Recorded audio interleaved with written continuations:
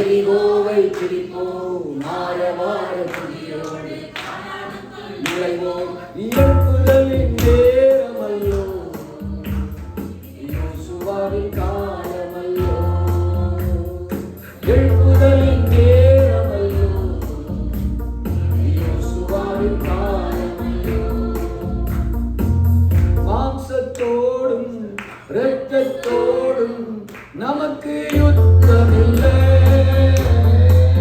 மாம்சத்தோடும் இரத்தத்தோடும் நமக்கு யுத்தமில்லை.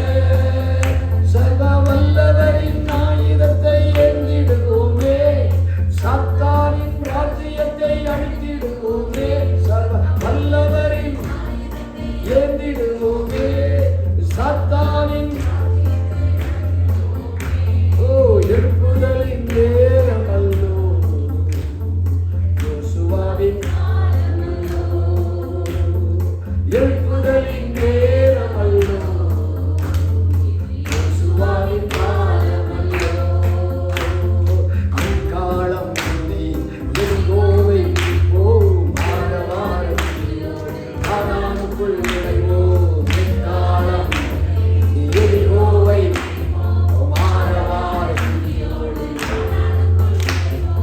எழுப்புதலின் நேரமல்லோ, யோசுவாவின் காலமல்லோ. ஆர்ப்பரிப்போம், ஆர்ப்பரிப்போம். ஆமென். கரம் உயர்த்தி ஒரு அல்லேலூயா சொல்லுவோம். ஆங்காங்கே இளைப்பாறிக் கொண்டிருக்கிறவர்கள் சீக்கிரமாக இளைப்பாறுதலை விட்டு எழுந்து வாருங்கள். உங்களுக்கு இளைப்பாறும் காலம் இனி வருகிறதாக இருக்கிறது. நான் சொல்லலை, என் பைபிள் சொல்லுது. தேவ பிள்ளைகளுக்கு இளைப்பாறும் காலம் இனி வருகிறது. இந்த பூமியில நமக்கு இளைப்பாறுகிற காலம் இல்லை. அதனால அதில் தூக்கத்தெல்லாம் வந்து தெளிவிட்டு வரணும். கத்தருக்கு ஸ்தோத்திரம். இடைப்பகல என்ன விட்டா நல்லா தூங்கிருப்பேன். பாசிட்டு நாங்கள் 1 hour படுத்துட்டு வாங்க. நாங்கள் படுத்த தூக்கம் வந்தா தானே ஸ்தோத்திரம். தூக்கம் இப்படி வரும் வராது. ரைட். எப்படி எழுப்பணும்? பூர்வ தலைமுறையில் மூத்த ஒரு தலைமுறைக்கு முன்ன கிறிஸ்தவர்களாக இருக்கிறவர்கள் உங்க வாழ்க்கையை திரும்பி பார்க்கணும். உங்க பெற்றோர் இந்த வகையில கிறிஸ்தவர்களாக இருந்தா, நான் சொல்ல வந்த அந்த மேட்டர், ஞாயிற்றுக்கிழமை சபையில் ஆராதனை நடக்கும். பிள்ளைகளுக்கு பென்சிலும் பேப்பர் கொடுத்து நோட்டு கொடுத்து அனுப்புவாங்க. படம் வரைகிறதுக்கு இல்லை. கேக்குதா? எதுக்கு இல்லை? படம் வரைகிறதுக்கு இல்லை. பாஸ்டர் சொல்லுகிற பிரசங்கத்துக்கு தலைப்பை எழுதணும். எழுத தெரிஞ்ச வயசுல இருந்து அவர் சொல்லக்கூடிய வசனத்தை எழுதணும். அவர் எத்தனை பாயிண்ட் தலைப்பு சொல்றாரோ அதையெல்லாம் எழுதணும். அந்த பாயிண்ட்டுக்கு சொல்லுகிற வசனத்தை எழுதணும். எழுதி கொண்டு வந்து கொடுக்கலைன்னா மத்தியானம் சாப்பாடு கிடையாது. கேக்குதா? அதனால நீங்க இங்க உட்கார்ந்து இருக்கிறீங்க. இப்போ உங்களுக்கே டவுட்டு. எது டவுட்டு? நம்ம பிள்ளைகளுக்கு காலைன்னா எப்படி ஆகுமோ, ஏது ஆகுமோ டவுட்டு வரும். ஏன் வருது? பூர்வ தலைமுறையை போல நீங்க எழும்பினால் பிள்ளைகளின் எதிர்காலத்தை குறித்த நிச்சயம் உங்களுக்கு வரும். நம்பிக்கை வரும். என் பிள்ளைகளின் எதிர்காலம் கர்த்தருடைய கரத்தில், என் பிள்ளைகளின் எதிர்காலம் இப்படி இருக்கும் என்று சொல்லுகிற தைரியமும் நிச்சயமும் வரணுமானால் பெற்றோர் பூர்வ தலைமுறையில் எழும்பினது போல். நான் ஒரு கேள்வி கேட்கட்டுமா? குடும்பமா படுக்கறையிலையாவது பெட்ரூமிலையாவது கண்ணை மூடுறதுக்கு முன்னால் 2 பேரும் கையப்படிய தோத்துறப்பா அப்படின்னு சொல்லி ஜெபிக்கிறவர்கள் ஒரு ஆமேன் சொல்லுங்க பார்க்கலாம். வழி சொல்லக்கூடாது. தோத்திரம் நான் முட்டி போட்டு ஜெபிக்கமாக்கினாட்டா அது நடக்கிற காரியம் இல்லை. அதை விட்டுருவோம். நீ பாட்டு பாடி வசனம் வாசித்து 1/2 மணிக்கூர் ஜெபிக்கிற அதுவும் நடக்கிற காரியம் கிடையாது. இருக்கா அந்த அனுபவம்? இருந்தால் காலையிலையும் சாயங்காலம் பாட்டு சத்தம் கேட்கும். எங்க ஊர்ல நாங்க பரியாசம் பண்ணுவோம். அன்னைக்கு சின்ன வயசுலேயே எல்லா குடும்பங்களும் கர்த்தரால் ஆசீர்வதிக்கப்பட்டு எல்லா குடும்பங்களும் மேன்மைப்படுத்தப்பட்டிருக்கிறது. இந்த பகுதிகளுக்கு வந்தீங்கன்னா ஒரு குடிசையை பார்க்க முடியாது. எல்லா மாளிகைகளாக கட்டப்பட்டிருக்கும். கன்னியாகுமரி மாவட்டத்தில் எல்லாமே பூர்வ தலைமுறையில் எழும்பினது போல் எழும்புங்கள். உங்கள் பிள்ளைகளை மகிமையின் சிங்காசனங்களிலே உட்கார வைக்க கர்த்தர் நல்லவர். உங்கள் தலைமுறைகளை பாதுகாக்க கர்த்தர் நல்லவர். சமுதாயம் எல்லாம் கெட்டு சீரழிந்து போனாலும் கர்த்தர் தம்முடைய ஜனத்தை ஒருபோதும் கைவிடுவதில்லை. அவருடைய பிள்ளைகளை ஒருபோதும் கைவிடுவதில்லை. நீங்க அப்படி எழும்பணும். நீங்க சோம்பேறித்தனம் பண்ணிக்கிட்டு கர்த்தர் எழுப்புவார், என் பிள்ளைய பார்த்துக்கிடுவார் எல்லாம் கதை சொல்லக்கூடாது. கேட்கதா? ஆமாண்ணா, ஆமேனா? வருத்தமா இருக்கோ கேட்கறதுக்கு? இல்ல சந்தோஷமா இருந்தா அவர் பாட்டு பாடுங்க பார்க்கலாம். எப்படி பாடுவீங்க? பொங்குதே சந்தோஷம். சகோதரிக்கு பொங்குது, வேற யாருக்கு பொங்குது? இப்படி யாரும் பேச மாட்டேங்கிறாங்க. யார் அனுபவம் அப்படி, அதனால பேசுறோம். வேற வழி கிடையாது. ஆமா, சொத்து வேணும், பணம் வேணும். நான் ஒன்றுக்கு சொல்றேன், என் பிள்ளைகளுக்காக ஆண்டவரே என் பிள்ளைய படிக்கணும், டாக்டர் ஆகணும், இன்ஜினியர் ஆகணும், சொத்து வேணும், பணம் வேணும், ஒரு நாளும் ஜெபம் பண்ணது கிடையாது. என் பிள்ளைகளுக்காக முட்டி போட்டு மணிக்கூர் கணக்கில் ஜெபம் பண்ணது கிடையாது. ஒரு ஜெப நேரத்தில் எப்பவாவது என்னைக்கு என் பிள்ளைகளுக்காக ஜெபம் பண்ணது கிடையாது. எப்பவாவது ஜெபம் பண்ணுவேன், சொல்லுவேன். அது என்ன சொல்லுவேன்? இந்த அப்பா என்ன ஊழியக்காரனை வச்சிருக்கிறீங்க, என் பிள்ளைகள் என்ன போல ஊழியம் செய்யணும், எனக்கு அது மட்டும் போதும், மீறி நீங்கள் பார்த்துக்கிடணும், அவ்வளவுதான். அது ரொம்ப சார்ந்தது. வேற என் பிள்ளைகள் எதுவும் பண்ணக்கூடாது. நான் என்ன வேலை செய்கிறேனோ அது போல என் பிள்ளைகள் செய்யணும். என் ரட்சிப்பின் சாட்சியை கொஞ்சம் சொல்லிட்டு போயிடுறேன். இதில் கொஞ்சம் கீழே யாரும் புதுசாக கொஞ்சம் பேர் இருக்கிறீங்க. புதுசாக இருக்கிறவங்க எல்லாம் கை தூக்க பார்க்கலாம்.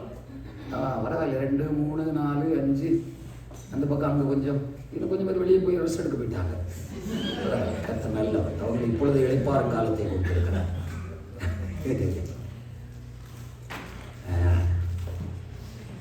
நான் எப்படி ரட்சிக்கப்பட்டேங்கிறது அது பெரிய சரித்திரம். அதுக்கெல்லாம் புஸ்தகம் வேணும் எழுதுறது. எங்கள் ஃபேமிலியுடைய கண்டிஷன் அது. ஓரளவுக்கு வசதியான குடும்பமாக இருந்தோம் ஒரு காலத்தில், போதுமானது. ரொம்ப ஐஸ்வர்யம் இல்லை, ஆனால் வீடு உண்டு, வாழ்க்கைக்கு போதுமான சின்ன சின்ன வசதிகள் உண்டு. 13வது வயசில் எங்கள் அப்பா ஒரு ஆளை எங்கள் வீட்டு வாசப்படியில் வெட்டி கொண்டார். காரணம் இல்லாமல், அகங்காரம். ஈஸ்வர் நான் யார் தெரியுமா அப்படின்ட்டு.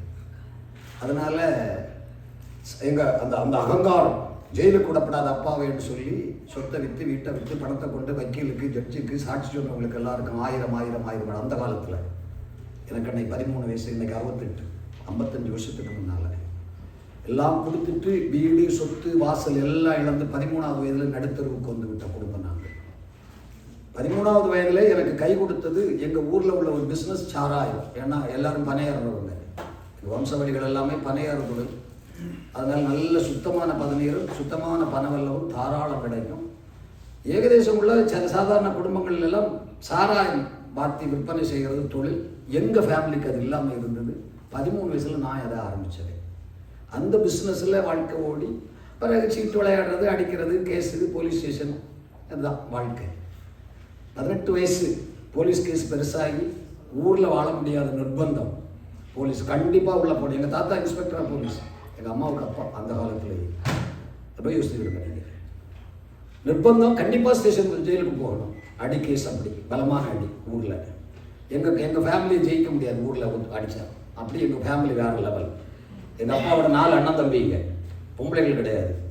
எல்லாமே கேரளா மர்மக்கலைகளை கற்று, அடிமுறைகளை கற்ற குடும்பம் அது. எங்கள் கோயில் பூஜாரி, எங்கள் கோயிலில் இந்த கொடை திருவிழா வரும் பாருங்க.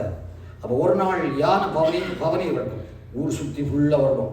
அன்னைக்கு இந்த அடிமுறை, சுருள் வாழ்வீச்சு, சிலம்பம் அதெல்லாம் பண்ணுறது நாங்கள் தான்.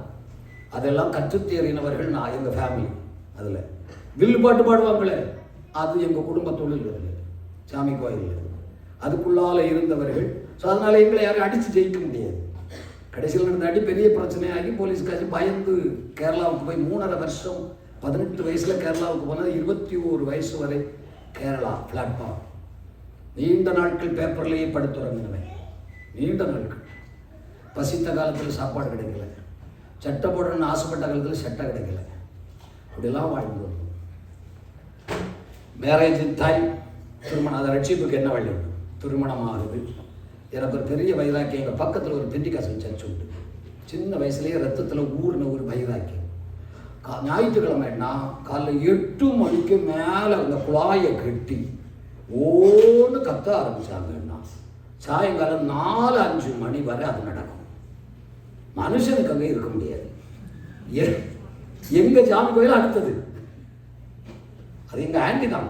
என் குடும்பத்தில் அது இன்னொரு வகையாக அவங்க ரட்சிக்கப்பட்டு அவங்க இருந்தாங்க. எங்கள் கோயில் அங்கே மனுஷனுக்கு ஊரில் இருக்க முடியாது. இன்னைக்கு ராத்திரி ஒரு நாள் ஆரம்பித்தாங்கன்னா விடிய ஒருத்தருக்கு ஊரில் இருக்க முடியாது. அதனால் எனக்கு ஒரு அவ்வளவு பெரிய ஆண்டவர் அவர். நம்ம சாமியை விட இது பெருசா அப்படின்னு கேள்வி நம்ம சாமி தான் பெருசு அப்படின்னு நிரூபிக்கணும். அதுக்கு என்ன வழி? வயசாக ஒரு கிறிஸ்தவ பொண்ணை கல்யாணம் பண்ணி அவளை வீட்டுக்கு கொண்டு வந்து நம்ம சாமி கோயிலில் அவளை சாமி ஆட வைக்கணும். நம்ம சாமி தான் பெருசுன்றதை காமிக்கணும் அப்படின்னு வைராக்கியம் கொண்டு 25 வயசு பிறக்குது. அப்பா சொல்லிட்டார், பொம்பளைகள் யாரும் இல்லை, நாங்கள் 4 பேர் ஆண் பிள்ளைகள், நீ கல்யாணம் பண்ணிட்டா சீக்கிரம், நம்ம வீட்டில் பொம்பளைகள் யாரும் இல்லை அப்படின்னா நான் பார்க்கலாம். அப்படின்னு இந்த தடை விடலாம் கிடையாது. இல்லை வேலை என்ன சாராயம் விற்கிறதும் சீட்டு விளையாடுறதும் கேஸ் பார்க்குறதும் தான் நடந்துக்கிட்டு இருக்குது. அம்மா சாமியாடி, அப்பா கொலகார, பிள்ளை சாராய வியாபாரி. பொண்ணு யார் கொடுப்பா? இல்லை மனசாட்சியோட சொல்லுங்களேன், யாரால நான் கொடுப்பேன். கொடுக்க மாட்டீங்க. அதான் இதான் அதற்கு ஆரம்பத்தில் சொன்ன முதல் வார்த்தை, நான் பிறக்கிறதுக்கு முன்னமே எனக்கு இதுதான் செய்யணும்னு தேவன் முன்குறித்து வைத்திருக்கிறார். நம்முடைய கண்களை திறக்கணும் கத்த. என் வாழ்க்கையில் இதுதான், என் தலைமுறைகளுக்கு இதுதான், என் எதிர்காலம் இதுதான் தேவனால் முன்குறிக்கப்பட்டது. அதை மற்ற ஒருவரால் முடியாது. அவர் சர்வ வல்லவர். அவர் செய்ய நினைத்தது தடைபடுவதே இல்லை. அப்பா சொன்னப்பா பாருங்க, ஆனால் கிறிஸ்தவ பண்ண தான் கல்யாணம் பண்ண. அப்பாட்ட கிறிஸ்தவ பண்ண தான் கல்யாணம் பண்ண. ஏன்னு கேட்கல. எனக்கு என்ன பைத்தியமா? நீ என்ன சொல்லிக்கிட்டு இருக்க? இங்கே வீட்டில் என்ன இருக்குது? கோயில் தான் இருக்குது. இங்கே விளக்கேற்றி செவ்வாய் வெள்ளி விளக்கேற்ற செவ்வாய் வெள்ளி அம்மா மேலே சாமி வரும். 4 பேர் வந்து நம்ம அம்மாட்ட குறியாக்கிட்டுக்கிட்டு போவாங்க. அது விபூதி எடுத்து கொடுத்தா கொடுக்குறது மாதிரி நடக்கும். அது இங்கே நடக்குது. நீ கிறிஸ்தவ பண்ண கல்யாணம் பண்ணுவேங்கிற? அதெல்லாம் எனக்கு தெரியாது. கல்யாணம் பண்ணணும்னு சொல்லியிருக்கீங்க, நான் அதுக்கு அடங்குறேன். கல்யாணம் பண்ணலாம், ஆனால் பொண்ணு கிறிஸ்தவ பொண்ணு தான். அல்லாட்டா எனக்கு தேவையில்லை கல்யாணம். ஒரே அடி. அவர் 2 நாள் சொல்லி பார்த்தாரு, அசையவே இல்லை. 3 நாள் சரி வா விருப்பம் போல நீயே பார்த்துக்க பொண்ணை அப்படின்னாரு. எங்கள் ஊரில் பொண்ணு தரகர் ஒரு ஆள் உண்டு. அவர் கேட்டார் பொண்ணை, டேய் இங்கே வா, டேன் தான் கூப்பிடுவேன், டே இங்கே வா, எனக்கு ஒரு கிறிஸ்தவ பொண்ணை பார்த்துட்டு வரணும். அதுவரை நீ டெய்லி வந்து ஒரு கிளாஸ் சாராயம் குடிச்சுக்கிடலாம். ஆமாம், டெய்லி வா ஒரு கிளாஸ் சாராயம் குடிச்சுக்கா, எனக்கு சீக்கிரமாக ஒரு கிறிஸ்தவ பொண்ணை பார்த்து கொடுத்துடணும். அவனும் ஒரு கிட்டத்தட்ட 1 மாதமாக அவங்க அடிச்சுட்டு போயிட்டான். அடிச்சுட்டு போயிட்டு வாராட்டைகள் என்னடா ஆச்சுது சார் கொண்டு வருவீங்க, கொண்டு வருவேன், இந்த வருது. ஒரு கடைசியில் ஒரு பொண்ணு வந்தது. அதுக்கு வீடும் கிடையாது, சொத்தும் கிடையாது, அப்பனும் கிடையாது, கூடப்பரப்புகளும் உதவல. வயசான எங்கள் மாமி அந்த கிளவியோட ஒரு ஓலைக்குடி செய்யலை. அதுவும் இன்னொரு ஆளுக்கு வீட்டுக்கு பக்கத்தோடு சேர்த்து கட்டின ஓலைக்குடி செய்யலை. அது பரிதாபமாக இருந்தது. சபையில் முதலாளி யூத் மீட், இப்போ எனக்கு தெரியும் இல்லையா, எண்டவரில், சண்டே ஸ்கூலில், கொயரில் எல்லாத்துலேயும் இந்த அம்மா அங்கே முதலாளாம். அந்த பந்தாள் சொன்னார், ஐயா அவனுக்கு சொத்தும் கிடையாது, வீடும் கிடையாது, ஆளும் கிடையாது, குடியும் கிடையாது, பொண்ணு கிறிஸ்தவ பொண்ணு. சபையில் அது அங்கே கொயரில் உண்டுமா, அங்கே அதெல்லாம் உண்டுமான்னு. எனக்கு அது போதும், எனக்கு அங்கே வீடு வேண்டாம், சொத்து வேண்டாம், படவும் வேண்டாம், எனக்கு ஒரு கிறிஸ்தவ பொண்ணு மட்டும் போதும் அப்படின்னு போயாச்சு. அவங்க வந்து விசாரிக்க வந்தால் இங்கே சாமியாடி குடும்பம், கொலகார குடும்பம், சாராய வியாபாரி. அவங்களுக்கு இப்போ என்ன செய்யறது? வயசான கிழவி மாமி சாகக்கூடிய நிலைமையில் இருக்கிறாங்க. அவங்க யோசித்தாங்க, சரி நான் சாகிறதுக்கு முன்னால் வேறு யாரும் கவனிக்கிறதுக்கு ஆள் இல்லை. 2 அண்ணன்மார் 2 பேரும் தண்ணி அடிச்சுக்கிட்டு தெருவில் கிடக்கிறாங்க. இவளை இந்த பிள்ளையை கவனிக்கிறது, என் ஒய்ஃபை கவனிக்கிறது அவங்க யாரும் இல்லை அன்னைக்கு. அப்போ என் மாமி என்ன நினச்சிருக்காங்க, நான் சாகிறதுக்கு முன்னே குடிகாரனோ யோக்கியணும், இந்த வீட்டை விட்டு அந்த பிள்ளை ஒருத்தவங்க போனா போதும், அவனுக்கு கட்டி கொடுத்துருவோன்னா அது சொல்ல. எனக்கு கல்யாணம் முடிஞ்சது. எங்கள் பரம்பரை ஒழுங்கு வீட்டுக்கு எங்கள் அம்மா ஆர்சி கிறிஸ்தவர். வீட்டுக்கு வர்ற அன்னைக்கு சாமி ஆட்டோமேட்டிக்காக அம்மா மேலே வருந்தது. வந்து நேராக போய் விளக்கேற்றி அன்னையிலேருந்து கோயில் சாமி ஆடுறது எங்கள் அம்மா. அதுக்கு மூத்த தலைமுறை எங்கள் பாட்டி, அவங்களும் அதே மாதிரி. அவங்க கிறிஸ்தவர்கள் எல்லாம் இந்து தான். வீட்டுக்கு வந்த அன்னைக்கு சாமி அவங்க மேலே ஆட்டோமேட்டிக்காக ஷிஃப்ட் ஆகிடும். அடுத்த தலைமுறையிலேருந்து வீட்டுக்கு வந்த மூத்த மருமக மேலே. அந்த மருமக அதை போய் விளக்கேற்றி பிறகு அந்த பண்ணிவிட. நான் மூத்தவன், எனக்கு வந்திருக்கிற மூத்த மருமக. இப்போ எங்கள் அம்மா மேலே இருக்கிற சாமி என் ஒய்ஃப் மேலே வரும். அதான் என்னுடைய நம்பிக்கை. அது ஆட்டோமேட்டிக்காக வரும். அதுக்கு ஒன்றும் பூஜை பரிகாரம் ஒன்றும் பண்ண வேண்டியதில்லை, தானாக வரும். அதை மயக்கம், அதை கொண்டு போகும், அதுவே விளக்கேற்ற வச்சு, அதுவே பணிவிட செய்த வச்சு எல்லாத்தையும் பண்ணிடும். அது பவர் உள்ள சாமி. கல்யாணம் முடிஞ்சு சாயங்காலம் ஆச்சுது, விளக்கு போடுற நேரம் வந்தது, எங்கள் வீட்டு அம்மா ரூம்லேயே இருக்குது. அது ரூமை விட்டு வெளியே வர மாட்டேங்குது. பொழுது சாயுது, விளக்கு கொளுத்தணும் கோயிலில். எங்கள் அம்மா கூப்பிட்டு விளக்கு கொளுத்த சொல்லி, விளக்கு கொளுத்த சொல்லி கோயில். நான் நீங்கள் என்ன சொல்லி இருக்கிறீங்க? மூத்த மருமக வந்தால் சாமி அவளை கொண்டு போய் விளக்கேற்ற வைக்கணும் தானே சொல்லியிருக்கிறீங்க. இந்த சாமி கிட்ட போய் சொல்லுங்க, சாமி வந்து கொண்டு போய் விளக்கேற்றணும். வார்த்தை மாறக்கூடாது. அது என்னமோ நமக்கு அந்த காலத்தில் ரத்தத்தில் ஊறி போனோம். இப்பவும் அதுதான், ஒரு வார்த்தை சொன்னதுதான். அதை மாத்திர வேலை, உருட்டுற வேலை, புரட்டுற வேலையெல்லாம் நம்ம வாழ்க்கையில் ஆகாது. அது நமக்கு பிடிக்காத மேட்ரு. அம்மாட்ட அப்படி சொல்லுங்க, நீங்கள் தான் சொல்லியிருக்கிறீங்க சாமி வந்து கொண்டு போகணும், வந்து கொண்டு போக சொல்லுங்கள். நான் கோயில் சபையில் போய் சர்ச்சில் போய் கல்யாணம் பண்ணிட்டு வந்திருக்கேன். நான் சொல்ல முடியாது, சாமி வரலை, சாமி விளக்கேற்ற போகலை. எங்கள் வீட்டம்மா அதுக்குள்ளால பைபிள் எடுத்து வச்சுக்கிட்டு அது படிக்க ஆரம்பிச்சுக்கிட்டு இருக்கு.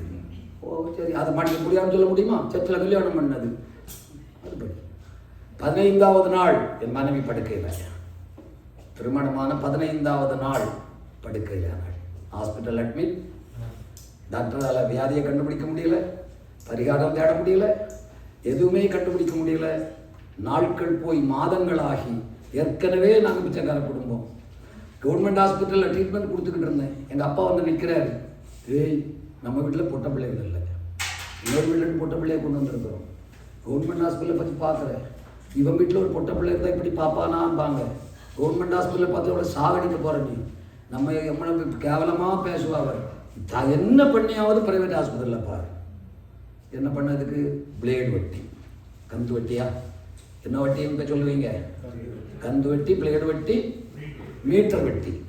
அந்த வட்டிக்கு பணம் வாங்கி பிரைவேட் ஹாஸ்பிட்டலில் ட்ரீட்மெண்ட் கேட்கல.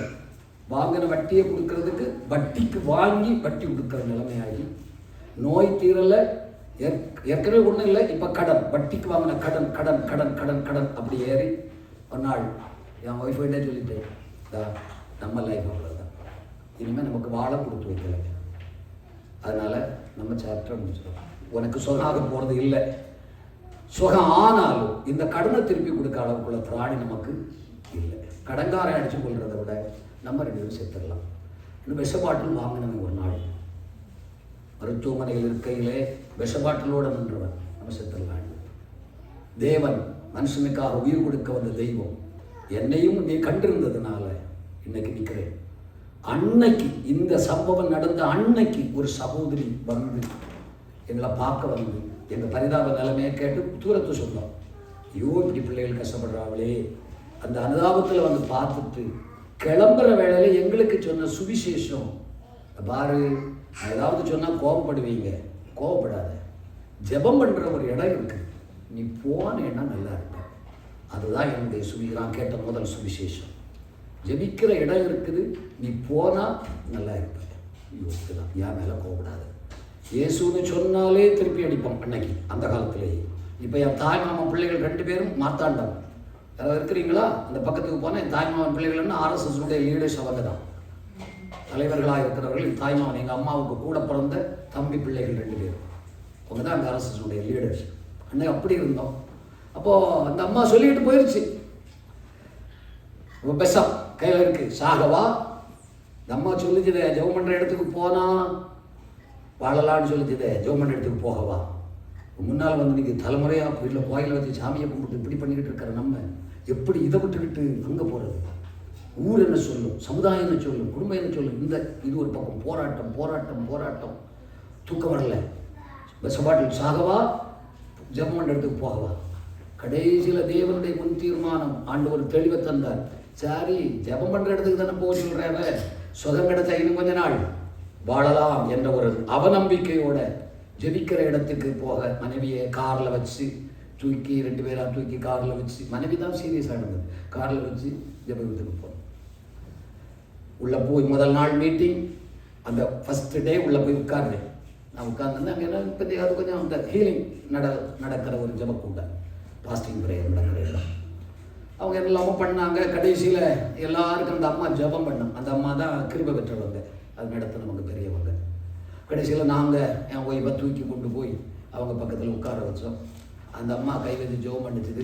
அம்மா என் வீட்டை கீழே விழுந்தாங்க, என்ன முட்டி போட சொன்னாங்க, என்ன தலைமையில் கை வச்சாங்க, நானும் கீழே விழுந்தேன். பிறகு அவங்க என்ன ஜோம் பண்ணி தண்ணியெல்லாம் குளிச்சு எங்களை 2 பேரையும் எழுப்பி விட்டு பிறகு ஜோம் பண்ணி போயிட்டு ஒரு அந்த வெள்ளிக்கிழமை ஒரு 5 வெள்ளிக்கிழமை வந்துருங்க அப்படின்னு சொல்லி நாங்கள் கூட 2 பேர் வந்திருந்தாங்க காரில். 2 பேருமா சேர்ந்து திருப்பி என் ஒய்ஃபை தூக்கி அந்த ஜெபம் பண்ண நாங்கள் உள்ள இடத்துலேருந்து இந்த என்ட்ரன்ஸ் வாசலுக்கு வர்ற நேரத்தில் என் ஒய்ஃபு சொல்லிச்சுது, பரவாயில்ல என்ன விடுங்க நான் நடப்பேன் அப்படின்னு. பரவாயில்ல என்ன விடுங்க நான் நடப்பேன்னு. எனக்கு ஷாக்காகி போயிடுச்சு. 7 மாதத்துக்கு மேலே இத்தனை ஆஸ்பத்திரியில் நடக்கலை, வீட்டில் சாமி மாந்திரீகம் பூஜை இது அவ்வளோ பண்ணியிருக்கோம், ஒன்றும் நடக்கலை. இங்கே வந்து நம்ம ஒன்றுமே பண்ணலை. அந்த அம்மா என்னமோ பண்ணி தண்ணியை தொளிச்சு விட்டா அது எழுப்பி நீங்கள் பரவாயில்ல நடக்கலாங்கிறே. நான் ஷாக்காகி போய் பரவாயில்ல ஆஹா உடனே சொல்கிறேன் அடுத்த வாரம் வந்துடலாம். உடனே அடுத்த பதில தான் அடுத்த வாரம் வந்துடலாம். 5 வாரம் 5 வெள்ளிக்கிழமை 5வது வெள்ளிக்கிழமை ஒரு பிரசங்கம் அங்கே பண்ணினார். பிரதர் சொன்னாங்க எனக்கு பெட்டரான்னு சொன்னார், குத்து என்னமோ ஒன்று சொன்னார் பாஸ்டர் சாம் பிரதர். அன்னைக்கு ஒரு பிரசங்கம் பண்ணினார். அதை நடத்துகிறவர் இன்னைக்கு அது எனக்கு முன்னால் அப்படி நிற்கிறது. முடிவிலே உன் மாம்சமும் உன் சரீரமும் உருவழி, அப்பொழுது நீ துக்கித்து ஐயோ போதகத்திற்கும் செவிடுக்காமல் சபைக்கும் சங்கத்திற்கும் எல்லா தீமைக்கும் உள்ளானே என்று முறையிடுவாய்.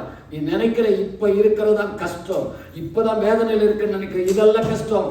முடிவில் உனக்கு ஒன்று வரும் பாரு, அன்னைக்கு ஐயோ அம்மான்னு கதறி போவாய். இது அனுக்கிரக காலம், இது ரட்சணிய நாள், இது மனம் திரும்ப வேண்டிய வேலை. உனக்காக இயேசு சிலுவையிலே உயிர் கொடுத்திருக்கிறார். இன்னைக்கு நீ மனம் திரும்பினேன்னா நீ வாழ்வாய். அதுதான் வசனம். இல்லைன்னா அவ்வளவுதான். நீ பண்ணின அட்டகாசத்துக்கு அநியாயத்துக்கு ஆண்டு உன்னை அடித்து நொறுக்கி படுக்கையில் வைத்திருக்கிறார். எழும்பி வரணுமான இயேசுவின் பாதம் இது உனக்காக கொடுக்கப்பட இருக்கிற காலம். நீங்க கேட்டா ஓடிடுவீங்க. அந்த பிரசங்கத்தை கேட்டா நான் மனம் திரும்பினது அந்த பிரசங்கம். இயேசு நல்லவர்னு கேட்டு நான் பிரசங்கம் மனம் திரும்பலை. இயேசு கிருபை உள்ளவர்னு கேட்டு மனம் திரும்பலை. அன்புள்ளவர்னு கேட்டு மனம் திரும்பலை. ஆடித்து நொறுக்கி உன்னை வேதனைக்குள்ளாகி சாகடிக்கிற தெய்வம் இயேசுன்னு கேட்டால் மனம் திரும்பலவனா? கேட்ட கையெல்லாம் ஆடுது, கேட்க கேட்க கேட்க கேட்க ஆடுது, அப்படியே ஆடுது. அவன் பேச பேச பேச பேச எனக்கே பேசுறது மாதிரி இருக்கு. எல்லாம் அவர் பேசுறது எல்லாம் அந்த பாவம், நீ எதை பண்ணுவேன், நீ இதை பண்ணுவேன், அந்த பாவம் பண்ண அந்த பாவம் பண்ண அந்த அவர் அப்படித்தான் பேசுவார். பாவம் பாவம் பாவம் பாவம் பாவம், அதனுடைய விளைவுதான் இப்ப நீ அனுபவிக்கிற. எல்லாம் தான். கடைசியில் ஜபான் முடிஞ்சது, ஜபான் ஆச்சுது, ஜோமணியாச்சு. வெளியே வந்தேன், கடையில் போய் சிகரெட்டை வாங்கினேன். இது தலை கடை. அன்னைக்கு பகல் மீட்டிங்கில் ஒவ்வொரு சிகரெட் அடிக்காமல் இருந்திருக்கிறேன்.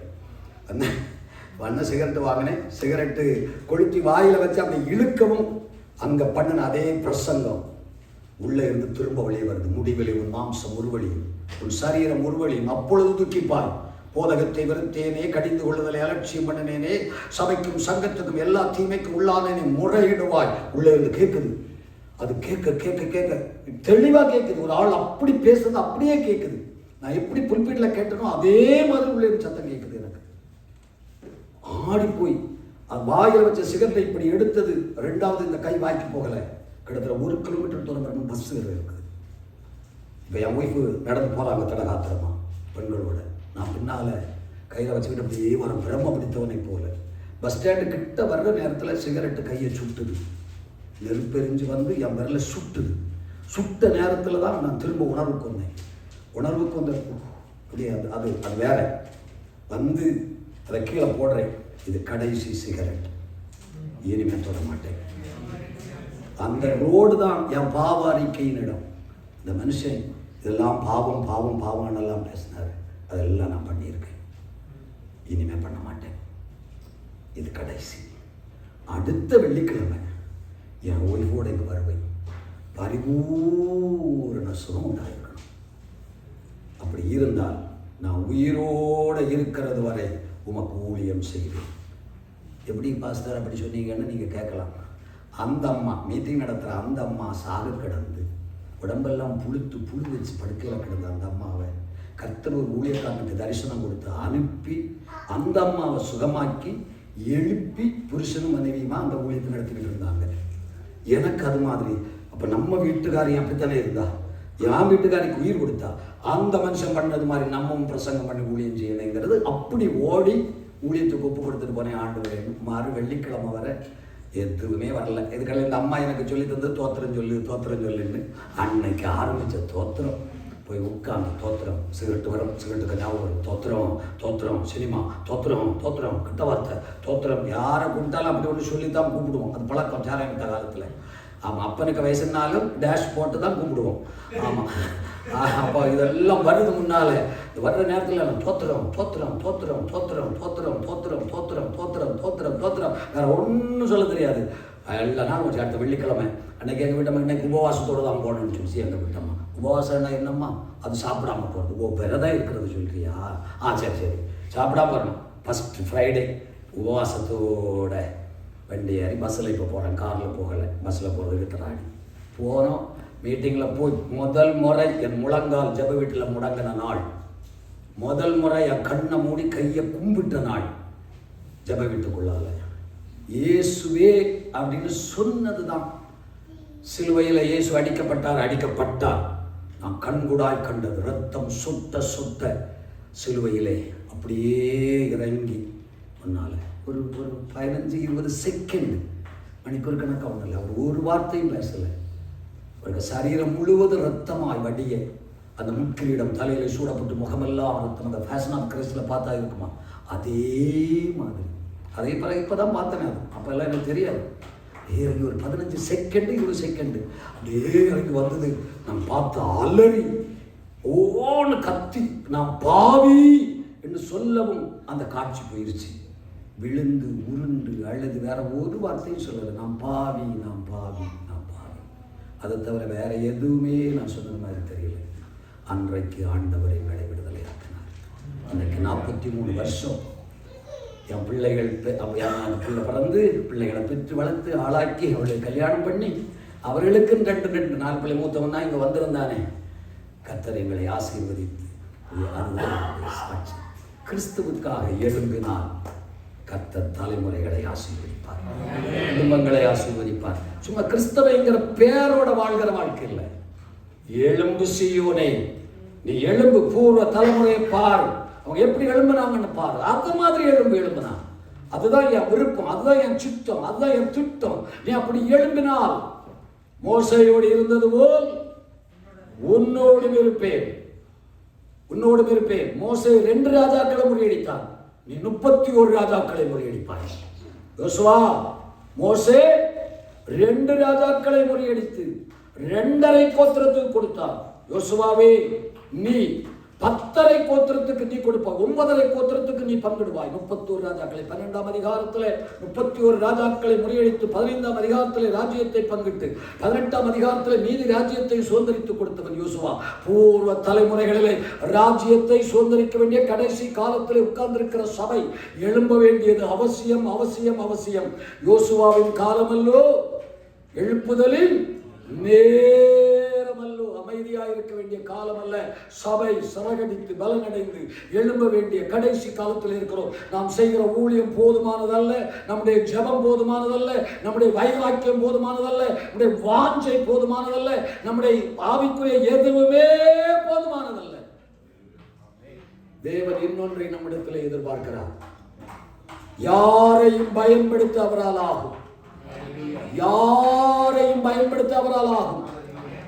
நீங்க விரும்பினால் உங்களை, இன்னைக்கு ஒப்பு கொடுத்தால் உங்களை, நான் சொல்றது புரியும் என்று நினைக்கிறேன். தோத்திரம். ஆமென். கர்த்தர் நல்லவர். தோத்திரமா ஒரு அல்லேலூயா சொல்லுங்க பார்க்கலாம். எழுப்புதலின் நேரம் அல்லோ, யோசுவாவின் காலமல்லோ. பாடலாம். எழுப்புதலின் நேரம் அல்லோ, யோசுவாவின் காலமல்லோ. ஆர்ப்பரிப்போம் சத்தமா, அலங்கம் மிதியும் வரை ஆர்ப்பரிப்போம், அலங்கம் மிதியும் வரை எக்காலம் துதியும் எரிகோவை துதிப்போம், மாறவார துதியோடு கானானுக்குள் எக்காலம் துதி எரிகோவை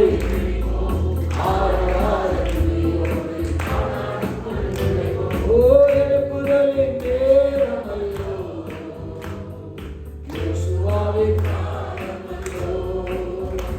ஆமென் சொல்லுங்கள். சந்தோஷமா இருந்தா சத்தமா ஆமென் சொல்லுங்கள். இருக்கிறீங்களா போயிட்டீங்களா? உண்மையில் சந்தோஷமா இருந்தா சந்தோஷமா இருக்கிறேன்னு சொல்லுங்க. சரியா? ரெண்டு வார்த்தையை சொன்னோம். ஒன்று, தூசியை உதறிவிட்டு எழும்பு. தூசியை உதறிவிடுவதற்கு காரணம் என்ன? வெளிப்பட வேண்டிய நற்சுபாவங்கள் வெளிப்படாமல் மறைக்கப்படுகிறது. இது போயிடுச்சுன்னா நமக்குள்ளே இருக்கிற நற்சுபாவங்கள் வெளிப்படும், வாழ்க்கை மாறும். அப்போ நிறைய பேர் என்கிட்ட கேட்குற ஒரு கேள்வி உண்டு. ஏன் அவங்க அந்நிய பாஷை பேசுகிறார்களே, அவருடைய வாழ்க்கையில் ஒரு மாற்றம் வரவில்லையே, ஏன் அவங்க சுபாவங்கள் மாறவில்லை? ஆவியின் அந்நிய பாஷை பேசினால் மாற வேண்டும் அல்லவா என்று. மாறாது. என்ன செய்யாது? ஏன்னா பைபிள் 2 அந்நிய பாஷையை சொல்கிறது. மார்க் 16 விசுவாச அந்நிய பாஷை, விசுவாசிக்கிறவர்களால் நடக்கும் அடையாளம். நவமான பாஷைகளை பேசுவார்கள். எனக்கு விசுவாசம் இருக்குது, நான் பேசுறேன். அது எப்படி பேசுவாங்க? நாங்க இப்ப சொல்றோம், ஒரு ஆளுக்கு ஒரு ஹீலிங் மேடம், ஒரு அற்புதத்தை எதிர்பார்த்து இருக்கிறாங்க. அப்ப நாங்க என்ன பேசுவோம்? கர்த்தர் உங்களை பக்கத்தில் நிற்கிறார், கர்த்தர் உங்களை தொடுகிறார், உங்களுக்கு அற்புதம் நடக்குது, விசுவாசியுங்கள், பதறாதீங்க, ஆமீன் சொல்லுங்க, விசுவாசியுங்க, தோத்திரம் சொல்லுங்க, இப்பொழுது கர்த்தர் உங்களை தொடுகிறார், அற்புதம் நடக்கு. சொல்றோமா இல்லையா? அந்த ஆளுக்கு ஒரு அளவுக்கு விசுவாசம் வருதா? வருது. அற்புதம் நடக்குதா? நடக்குது. அதே மாதிரி தான் சொல்றோம் நாங்க. புல்பிள்ளைட்டு ஆவியார் உங்களை இறங்கி இருக்கிறார், பேசு, அந்நிய பாஷை பேசு, உனக்குள்ள பேசு, கர்த்தர் கொடுத்திருக்கிறார், வாயை திறந்து பேசு, வாயை திறந்து பேசு. அவங்க விசுவாசத்தோட பேசுகிறார்கள். அது தவறல்ல, அந்த பாஷை தப்பல்ல, தப்பா புரிஞ்சுவிடப்படாது. அவங்க விசுவாசத்தினால் அந்த வார்த்தை வெளிவருகிறது. அப்படியும் பேசலாம் என்று வேதம் அனுமதிக்கிறது. ஆனால் இந்த விசுவாசத்தோடு பேசுகிறவருடைய வாழ்க்கையில பேசுகிற அந்நிய பாஷையினால பக்தி விருத்தி உண்டாகாது. பக்தி விருத்தி உண்டாகாது அப்படின்னு வாழ்க்கையில மாற்றம் வராது. அவங்க கைதட்டுவாங்க, அந்நிய பாஷை பேசுவாங்க, ஆவியில் நிரம்புற மாதிரி எல்லாம் ஆக்ட் பண்ணிக்கிட்டு நாங்கள் பெற்றிருக்கிறோம், ஆஹாஹா ஓஹோ லா லா லா லேம்பாங்க. வாழ்க்கையில ஒரு மாற்றமும், சுபாவத்துல அன்பை தேடி கண்டுபிடிச்சாலும் வராது, சகிப்பை தேடினாலும் வராது, மன்னிப்பு தேடினாலும் வராது, ஏற்றுக்கொள்ளுதல் தேடினாலும் வராது, தியாகம் தேடினாலும் வராது, தாழ்மை தேடினாலும் வராது, கீழ்ப்படிதல் தேடினாலும் வராது, பணிவு தேடினாலும் வராது, எளிமை தேடினாலும் வராது. ஆனால் விசுவாசத்திலே வல்லவர்களாக இருப்பார்கள். இப்பொழுதே நடக்கும், ஆண்டவர் இருக்கிறார், நடக்கும். விசுவாச வார்த்தை அப்படியே நடக்கும். அதுக்கு இந்த ஆவியெல்லாம் தேவையில்லை. இனி ஆவியானவர் இறங்கி அவர் ஒரு வரத்தை கொடுப்பார். அது ஒரு அந்நிய பாஷை. அந்த அந்நிய பாஷை பேசினால் பக்தி விருத்தி உண்டாகும் என்பது வேதம். ஆவியின் வரங்களினால் பேசும் அந்நிய பாஷையினால் பக்தி விருத்தி உண்டாகும். அது இன்றைக்கு கொஞ்சம் பேர் பேசுகிறார்கள், ஆங்காங்கு சிலர் பேசிக் கொண்டிருக்கிறார்கள். அவருடைய வாழ்க்கையில மாற்றங்களை எதிர்பார்க்கலாம். இப்ப புரிஞ்சுதா? அவர் அந்நிய பாஷை பேசிக்கிட்டு இருக்கிறாரு, ஆவியில நிரம்புறாரு, காண்றாரு. ஆனா சுபாவத்துல மாற்றம், கோபம் போக மாட்டேங்குது, பொறுமை வர மாட்டேங்குது, தாழ்மை காண மாட்டேங்குது, தலைவிரிச்சு நிக்குது, மன்னிக்க மாட்டேங்குது, ஏற்றுக்கொள்ள மாட்டேங்குது, முட்டிக்கிட்டு நிக்குது, ஆனா மைக் எடுத்து அந்நிய பாஷையில குதிக்குது அப்படின்னா அது ஆவியின் பலம் அல்ல, விசுவாச வார்த்தை. விசுவாசத்தினால் பேசலாம், அது பாவமும் அல்ல, தப்பும் அல்ல. மாற்றத்தை அது உண்டாக்காது. அர்த்தம் அவ்வளவுதான். புரிந்தவர்கள் ஒரு ஆமேன்னு சொல்லுங்க, புரிந்தவர்கள் சரியாமேன்னு சொல்லுங்க.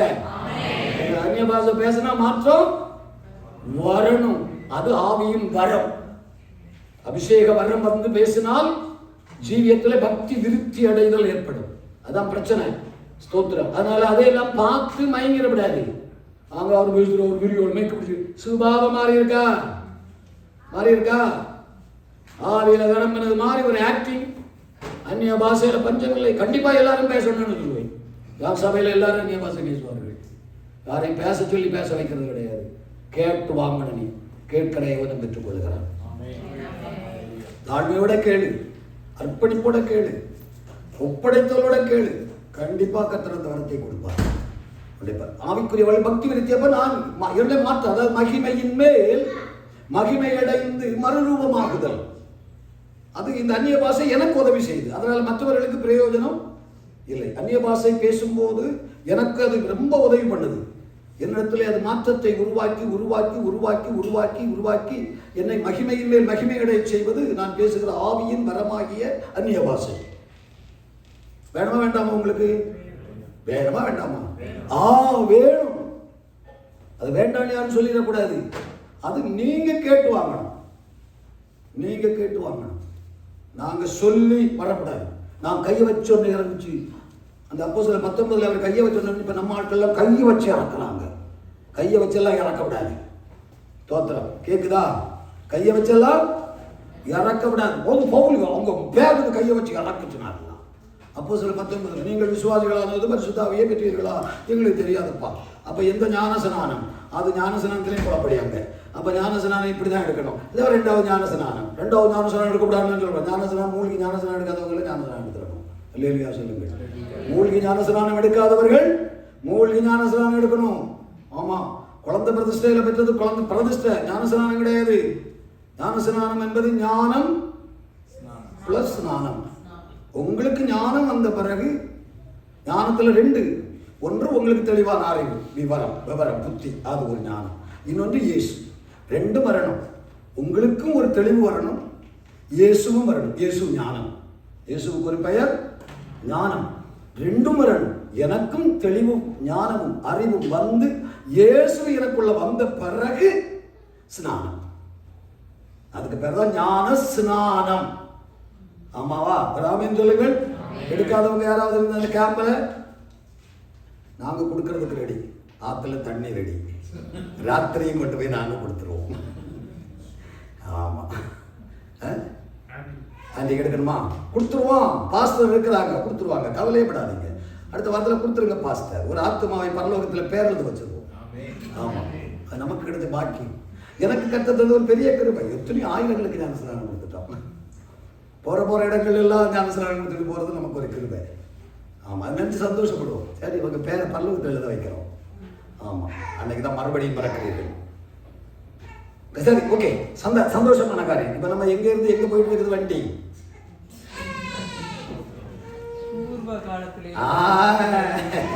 அப்படி வேணும். இது எப்படியே நம்ம அந்த சம்பவங்கள் எல்லாம் இப்ப சொல்லிட்டு போறதுக்கு நேரம் இல்லை. அந்த வார்த்தையை கொஞ்சம் உள்வாங்குங்க. ஆண்டவர் என்ன சொல்றாரு? ஏன்னா ஆராதனை பண்ணணும், ஆராதனை செய்யணும். எழும்ப வேண்டியது ஒன்று இருக்குது சபை. எதுக்காக இவங்க எல்லாம் எழும்பினார்கள்? ராஜ்யத்தை சுதந்திரிப்பதற்காக. அதுதான் நோக்கம். நமக்கு எல்லாருடைய விஷன் அதா இருக்கணும், தரிசனம் அதுவா இருக்கணும். ராஜ்யத்தை சுதந்திரிப்பது. அப்ப கானானியரை துரத்துவது, சபிக்கப்பட்ட சந்ததிகளை துரத்தி அந்த ராஜ்யத்தை வசப்படுத்துவதுதான் நமக்கு எல்லாருடைய தரிசனம். பொதுவாக தரிசனங்கள் எல்லாம் என்ன தரிசனம்? நமக்கு வேலை தேடணும், நம்ம பிள்ளைகளை பெரிய ஆளாக்கணும், நமக்கு இதுதான் நம்ம தரிசனங்கள். அதெல்லாம் நமக்கு தேவை என்று அவர் அறிந்திருக்கிறார். ஆமென். உங்களுக்கு வீடு தேவை என்று அவர் அறியலையா? இந்த அமெரிக்காவில் 2 பேர் ஒர்க் பண்ண கார் தேவைன்னு அவருக்கு தெரியுமா தெரியாதா? கடன்காரனாவது கூப்பிட்டு கார் கொடுக்க வச்சிருக்காருல்ல. பேங்க்ல லோன் எடுத்தாவது 2 பேருக்கு ஆளுக்கு ஒரு கார் கொடுத்திருக்கிறாரா இல்லையா? அவருக்கு தெரியும். ஆமா, அது கடன் கிடையாது பிரதர். ஆமா, கார் கடனா கிடையாது. பணம் கட்டாட்டா அப்ப யாருக்கு சொந்தம் காரு? அவன் காரு நமக்கு தந்திருக்கான், நம்ம ஓட்டிக்கிட்டு இருக்கிறோம். நம்ம கடன்காரன் கிடையாது. அவன் பணத்துல கார் வாங்கி நமக்கு தந்திருக்கிறான். நீ இலவசமா ஓட்டிக்கா, மாசத்தோறும் ஒரு 1000 100 கட்டிக்கா, ஒரு சின்ன ஒரு வாடகை மாதிரி இருக்கட்டும். இல்லை சும்மா இலவசமா தர முடியாதுல்ல, பணம் பேங்குக்காரன் தந்திருக்கான், அதனால வாங்கிவிடுங்க. தோத்திரம் எத்தனை கார் வேணாலும் வாங்கி விட்டுவிடும். நான் கடனை வாங்க மாட்டேன். கார் கடன் வாங்குறது கிடையாது. ஒரு அல்லேலூயா சொல்லுங்க, சத்தமா சொல்லுங்க. வீடு நான் கடனை வாங்க மாட்டேன். வீடு யாருக்கு பேர்ல இருக்கு? உங்க பேர்லயா, பேங்க் பேர்லயா? சொல்லுங்க. வீடு யாருக்கு பேர்ல? உங்க பேர்லயா, பேங்க் பேர்லயா? ஏன் தெளிவா சொல்லுங்க. இந்த கடனை வாங்க மாட்டேன் கொம்பு பிடிக்கிறவங்களுக்காக வாங்க. கடன் பேங்குக்காரங்க முடியாம ஏன் பேர்ல தான் நீ வச்சு காணுதானா? நீ மாசம் தோறும் கொஞ்சம் ஆணைக்கு தகுந்த மாதிரி கொடுத்துக்கிட்டே இருப்பா. நீ வாழ்ந்து நீ பொழைச்சிப்போ அப்படிங்கிறான். அதையே நம்ம ஆட்கள் வேண்டாங்கிறாங்க. அதுக்கு போர்டு வச்சு கடன் வாங்கக்கூடாது. சரி விடுவாங்க. அந்த தர்க்கத்துக்கு நம்ம ஏன் போவானே, நம்ம செய்திக்கு வருவோம். இப்போ எழும்பும் பொழுது எப்படி ஆச்சுங்களா? 15 நிமிஷம் இருக்கு. சரி, ஓகே, அப்போ ஆரம்பிச்சிடலாம். ரொம்ப முக்கியமான ஒரு வார்த்தையை இப்போ சொல்லிடுவோம். நைட்டில் கொஞ்சம் நைட்டில் தண்ணி இருக்கா? நைட் இருக்கா? அப்போ அப்படியே ராமாயணம் தான்.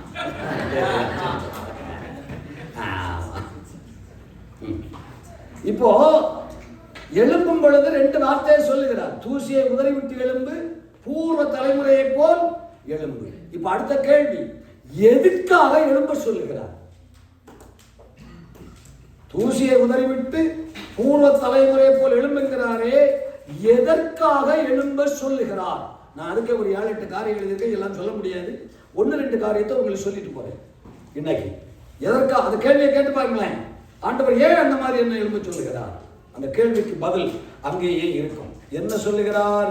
51ஆம் அதிகாரத்தில் இருந்து 2-3 காரியத்தை படிக்க போறோம். முதல் 52:1 சொல்லுகிறார், நீ வல்லமையை தரிக்க எழும்பு. எதற்கு எழும்பணும்? வல்லமையை தரிக்க எழும்பணும். ஸ்தோத்திரம். வல்லமையை தரிக்க முதல் ஆர்டர் அதுதான். வல்லமையை தரிக்க எழும்பு முதல் ஆர்டர். வல்லமை தரித்திருக்கிறவர்கள், அதெல்லாம் திரும்பி பார்த்தா தெரியும். இயேசுநாதர் 12 சீஷர்களை எடுத்தார். அவர்களுக்கு 2 காரியத்தை கொடுத்தார். வல்லமையும் அதிகாரமும் கொடுத்தார். வல்லமையும் அதிகாரமும் கொடுத்தார். நீங்கள் வல்லமையை தரிக்க எழும்புங்கள். வல்லமை வரும் பொழுது அதிகாரமும் கூடவே இணையும். இணைந்தால் வல்லமையும் அதிகாரமும் கொடுத்து அவர்களை அனுப்பினார். சபை ரொம்ப கவனம். எபேசியர் 6ஆம் அதிகாரம் 10வது வசனம் சொல்லுகிறது, கர்த்தரிலும் அவருடைய சத்துவத்தின் வல்லமையிலும் பலப்படுங்கள். சபை கர்த்தரிலும் அவருடைய சத்துவத்தின் வல்லமையிலும் பலப்படணும். எபேசு சபை எப்படிப்பட்டது எண்ணுகிறீர்கள்?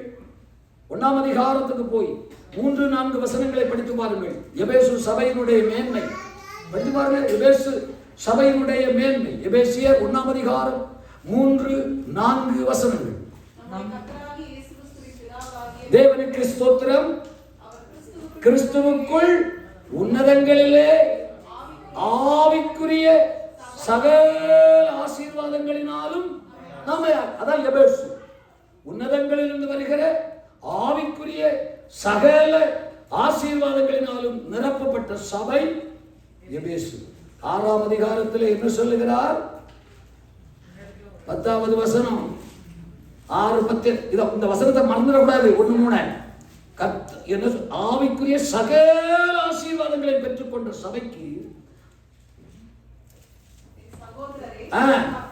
கர்த்தரிலும் அவருடைய சத்துவத்தின் வல்லமையிலும் பலப்படுங்கள். அப்ப அது வேற. ஆவிக்குரிய எல்லா ஆசீர்வாதங்களும் உள்ள இருக்கு. இன்னொன்னு தேவை இருக்கு எழும்புவதற்கு. அதற்கு கர்த்தருடைய சத்துவம், அதான் பலம், அதான் வல்லமை. அதை தரித்துக் கொள்ளுங்கள் என்கிறார். பின்னால எழுதுவார் ஏன் எதுக்கு அப்படின்னு ஒரு பட்டியல் போடுவார். நம்ம இப்ப அங்க போக வேண்டாம். நமக்கு இங்க எசாயா சொல்லுகிறார், வல்லமையை எங்களுக்கு நாங்கள் ஆவியில நிரப்புறோம், அந்நிய பாஷை பேசுறோம், எங்களுக்கு ஆவிக்குரிய வர இருக்குது, கிருபை இருக்குது, இப்படியே சொல்லிக்கிட்டு இப்படியே கையாட்ட விடாது. வல்லமை தரித்தால் தான் எழும்ப முடியும். வல்லமை தரித்தால் எழும்ப முடியும். எழும்ப முடியலை. எந்த காரியத்தில் எழும்பணுமான வல்லமை தேவை இல்லையா? பாட்டால் அதான் பிள்ளைகள் பாடினாங்க, வல்லமை தேவே தேவா, இன்றே தேவே தேவா, இப்போ தாரும் தேவா. 100 வருஷமா பாடிக்கிட்டு இருக்காங்க. அவர் கொடுக்கவே மாட்டேங்கிறார். திரும்ப திரும்ப பாடி பார்க்கிறாங்க. என்ன பாடினாலும் வல்லமை வர மாட்டேங்குது. அந்நிய பாஷையெல்லாம் வந்துடுது. வல்லமையை காணும். ஒண்ணு எழும்ப மாட்டேங்குதுல்ல. பாரதோட சரி, சபையோட சரி, ஆராதனையோட சரி, வந்து போறதோட சரி, கர்த்தருக்காக எழும்பி செயல்படுகிறவர்கள் எத்தனை பேர்? எத்தனை பேர்?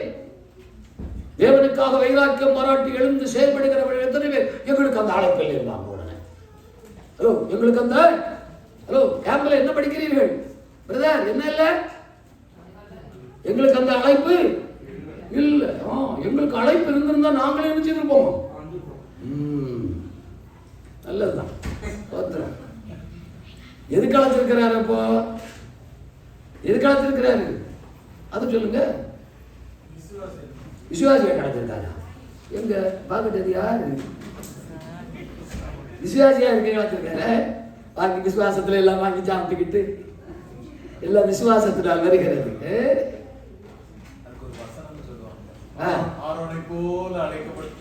அது பாஸ்டர் உத்தியோகம். பாஸ்டர் உத்தியோகத்துக்கு எல்லாரும் வரணும்னு சொல்லல. ஆரோன் ஆசாரிய வேலை, அந்த ஊழியத்துக்கு அழைப்பு கண்டிப்பா அவசியம். அதை விட்டுக்கிட்டு கர்த்தருடைய வேலைக்கு அழைப்பு தேவையில்லை. அழைப்பு எல்லாருக்கும். எப்போ கர்த்தர் நம்மை ரட்சித்தாரோ அப்போ அந்த ரட்சிப்போடு இணைக்கப்பட்டது அழைப்பு. சபை நடத்துகிற அழைப்புக்கு தனி அது வேணும். அது இல்லாம வந்த சபை உங்களால நாசமா போயிடும். ஆமா, சபையை நீங்க கட்டி காக்க முடியாது, சபையை நீங்க உருவாக்கி எடுக்க முடியாது. அதுக்கு ஸ்பெஷல் அழைப்பு ஆர்வனையும் போகல. ஆமா, எல்லாமே அது வேற அழைப்பு. அதனால எங்களுக்கு ஊழியத்துக்கு அழைப்பு, எல்லாருக்கும் அழைப்பு இருக்குது. ரட்சிக்கப்பட்டிருக்கிறீங்க, அழைப்பு இருக்குது, பெரிய அழைப்பு. அதை மனசுல வச்சு செயல்படணும். வாழ்க்கை அவருக்கு ஒரே வாழ்க்கை, அவ்வளவுதான். எதையாவது செய்து முடிக்கணும். ஆமா, நான் அடிக்கடி எங்க ஊழியக்காரங்களுக்கு ஒன்னும் செய்து முடியலன்னு செத்து மடி சும்மா போட்டுக்கிட்டு நாங்க அதெல்லாம் சொல்லக்கூடாது. எங்கேயானாலும் கர்த்தரால் ஆகாத காரியம் இல்லை. எங்கேனாலும் அவரால் நடக்கும். நமக்கும் சபைக்கும் சேர்த்துதான்.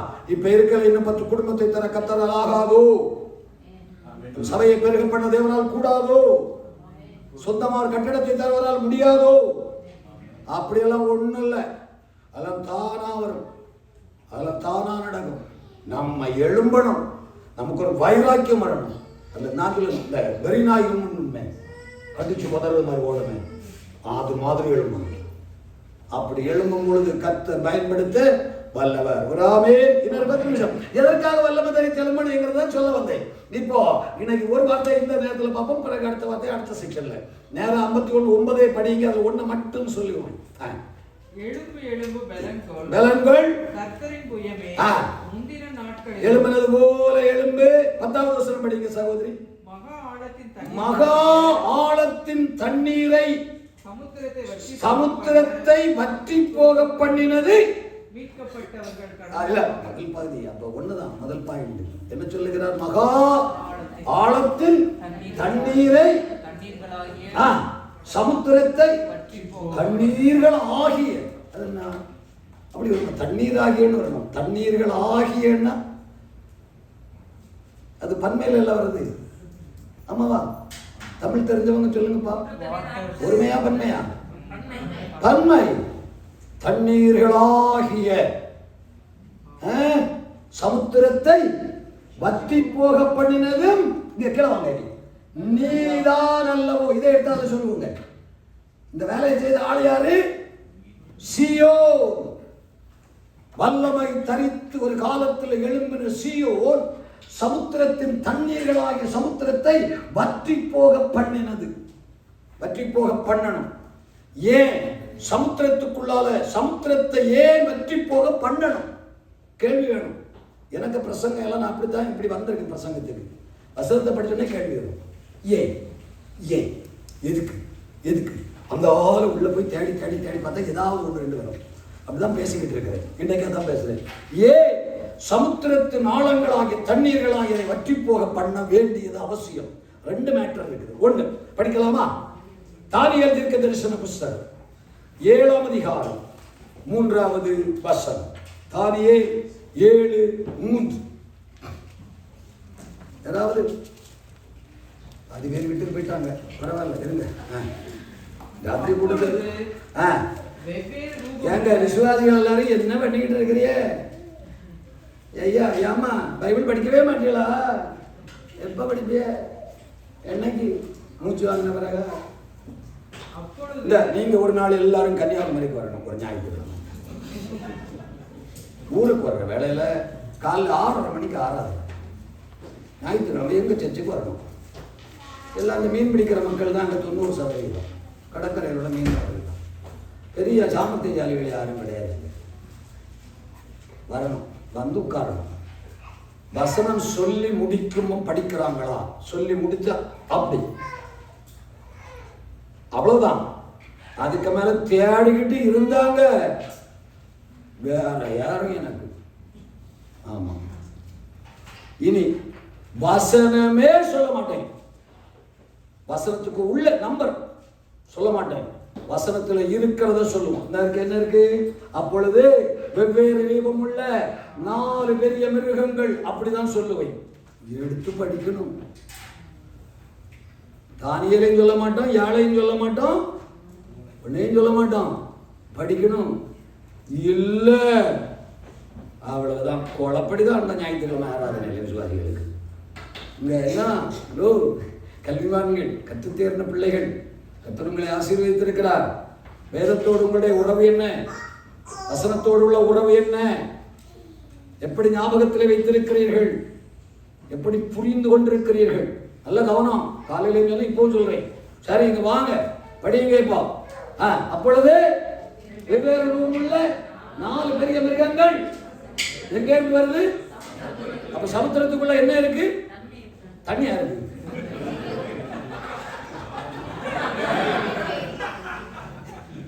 தண்ணி இருந்தாதான் சமுத்திரம். தண்ணி இல்லாட்டா அது விட்டால் வேற. சமுத்திரத்துக்குள்ளால என்ன இருக்கு? 4 பெரிய மிருகங்கள் இருக்குது. 1 2 இல்ல.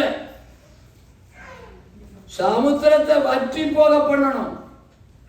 இந்த மிருகத்தை வெளியே கொண்டு வந்து தீர்த்து கட்டணும் சபை. வெளிப்படுத்தல் 13:1 இதோட சேர்த்து. வெளிப்படுத்தல் 13:1 சீக்கிரமா. நின்றேன். அப்பொழுது சமுத்திரத்திலிருந்து ஒரு மிருகம் எழும்பி வர கண்டேன். அதுக்கு 7 தலை, 10 கொம்பு, கொம்புகள்ல 10 முடி, தூஷணமான நாமம். ஐயோ, இது எங்க இருக்கு? எங்க இருக்கு? ஏன் சொல்லுங்க. சமுத்திரத்தில் இருக்கு. பூர்வ நாட்கள் எழும்பினது போல் எழும்பு. நமக்கு ஒரு பெரிய வேலை இருக்கு. ஆராதிப்பதல்ல வேலை. சமுத்திரத்தை வற்றி போக பண்ணி சமுத்திரத்திற்குள்ளே கிடக்கிறத வெளியே கொண்டு வந்து முடிவுண்டாக்கணும். இதுக்கு பேர் அந்தி கிறிஸ்துவின் ஆவி. ஜனங்களை வஞ்சிக்கிற அந்தி கிறிஸ்துவின் ஆவி. அந்தி கிறிஸ்துவனாலே ஒரே வார்த்தையில பதில் அவன் ஜனங்களை வஞ்சிக்கிறான். தேவ மக்களை வஞ்சிக்கிறவன் அந்தி கிறிஸ்து. அதுக்கு பிறகு வேற மற்ற காரியங்கள். பிரதானமாய் அவனை குறித்த ஒரு அடையாளம் இப்பொழுதும் அநேக அந்தி கிறிஸ்துக்கள் உலகத்தில் வாயத்தரப்பு சொல்லுங்க மீதி. இப்பொழுதும் அநேக அந்தி கிறிஸ்துக்கள் உலகத்தில் இருக்கிறார்கள். யோவான் நிருபத்தை வீட்டில் போய் படிங்க. இப்பொழுதும் அநேக அந்தி கிறிஸ்துக்கள் இருக்கிறார்கள். யார் அந்தி கிறிஸ்து? ஜனங்களை வஞ்சிக்கிறவன் அந்தி கிறிஸ்து. முதல் இடத்துல நிக்கிறது தீர்க்கதரிசி என்கிற போர்டு. ஜனங்களை வஞ்சிக்கிறவன் என்கிற இடத்துல முதல் இடத்துல நிக்கிறவனுக்கு போர்டு தீர்க்கதரிசி, கள்ள தீர்க்கதரிசி. ஜனங்களை வஞ்சிக்கிறவன். சரியா? புரிஞ்சுக்கிட்டீங்களா? இதை வற்றி போக பண்ணினா அவன் தலையை செய்யலாம். இன்னைக்கு சபைகளை, கிறிஸ்தவ சமுதாயத்தை சீரழிக்கிற கள்ள போதனைகளை, தீர்க்க தரிசனங்களை சொல்லி குழப்புகிற அந்தி கிறிஸ்துவின் ஆவிக்கு முடிவுண்டாக்குவதற்கு சத்தியத்துக்கு தூணும் ஆதாரமாய் இருக்கிற சபை எழுப்பணும். வேலை முடிஞ்சதுன்னு எல்லாம் போடாது. இன்னைக்கு சபை எல்லாம் அதுக்கு பின்னால் ஆயிடுச்சு. அந்த அடிமைத்தனத்துக்குள்ள தவறான உபதேசங்கள், தவறான போதனைகள், தவறான ஆராதனைகள், தவறான வழிநடத்துதல்கள் எல்லாம் அதுக்கு பின்னாலே போக ஆரம்பிச்சிச்சு. சினிமா பாட்டு பாடிக்கிட்டு இருக்கிறாங்களே ஆராதனையில, நீங்க கேட்டிருக்கிறீங்களா? சினிமா பாட்டு ஆராதனை சூப்பரா பாடுறாங்க. நீங்க கேட்டிருக்கிறீங்க? கேட்டது இல்லையா? அட பாருங்க, தமிழ்நாட்டுக்கு வாங்க, எங்க ஆட்கள் கில்லாடிகள். ஆமா, ஸ்டெப் வச்சு ஆடுறாங்க. ஆடுறதுக்கு சொல்றாங்க. நாங்க ஒரு ஸ்டெப் வச்சா அதுல ஒரு பவர் இருக்கு. அந்த கிறிஸ்துவ பவர் இல்லைன்னு யார் சொன்னா? யார் சொன்னா அந்த கிறிஸ்துவ பவர் இல்லைன்னு? அது பெரிய அற்புதங்களை நடப்பித்தது. அவன் சமுத்திரத்துக்குள்ள இருக்கிறான். அவனை தீர்க்கணும். தவறான கள்ள வஞ்சிக்கிற போதனைகள், உபதேசங்கள் சபைக்குள்ளே நுழையாமல் இருக்க சபை தேவனுடைய வல்லமையை தரித்து எழும்படும். புரிந்தால் ஆமென் சொல்லணும். தெளிவா இருக்கணும், தெளிவா இருக்கணும். எல்லாம் சபை அல்ல, சபைதான் கர்த்தருடைய சபை அல்ல. வித்தியாசம் தெரியணும். தெய்வ சபைக்கு வித்தியாசம் உண்டு, அது புரியணும். இதெல்லாம் ஞாபகத்தில் வச்சு இது வரணும். சமுத்திரத்தில் இப்ப யார் இருக்கான்னு புரியுதா? சரி, அடுத்து என்ன இருக்குன்னு பாப்போமா? இன்னொன்னு இருக்குது, உள்ளால 2 எண்ணம் இருக்குது. இதை சொல்லி விட்டுறேன். சங்கீதங்களின் புஸ்தகம் 68ஆம் சங்கீதம் 23ஆம் வசனம். இன்னொன்று கூட அங்க அதோட சேர்த்து படிக்க வேண்டியது இருக்குது. இதை படிச்சுக்கிட்டு அதை படிச்சுக்கிட்டு, என்னுடைய ஜனத்தை பாசானிலிருந்து திரும்ப அழைத்து வருவேன், அதை சமுத்திர ஆழங்களிலிருந்தும் திரும்ப அழைத்து வருவேன். யாருடைய ஜனம்? தேவ ஜனம் சமுத்திரத்தின் ஆழங்களுக்குள்ளே கிடக்கிறது. தேவ மக்கள் சமுத்திரத்தின் ஆழங்களுக்குள்ளே கிடக்கிறார்கள். புரியலையோ? புரியல. அப்ப வெளிப்படுத்தல் 17க்கு போகணும், அப்ப புரியும். நானே இப்படி எடுத்துக்கிட்டு வரேன். வெளிப்படுத்தல் விசேஷம் 17ஆம் அதிகாரம். ஸ்தோத்திரம். ஒரு வசனத்தை படிச்சுக்கிட்டு இந்த வசனத்தோட வரும். வெளிப்படுத்தல் 17 என்ன சொல்லி இருக்கிறது? என்ன வசனம்னு பார்க்கலாமா? திரளான தண்ணீர் அப்படித்தானே இருக்குது. 17:1 திரளான தண்ணீர்கள் மேல் ரைட்டு. அந்த திரளான தண்ணீருக்கு ஒரு வெளிப்பாடு கொடுத்துருக்குமே. எத்தனாவது வசனம் கண்டுபிடிச்சு படிங்க மக்கள். 1ஆம் வசனம் திரளான தண்ணீர். அந்த திரளான தண்ணீர்னா என்ன? என் கண்ணுக்கே தெரிய மாட்டேங்குது. திரளான தண்ணீரை கண்டாயே, அது என்ன? 15ஆவது வசனம். ஒன்று கணக்கு தெரியலையா? கணக்கு தான் தெரியும். படிங்க. என்னை நோக்கி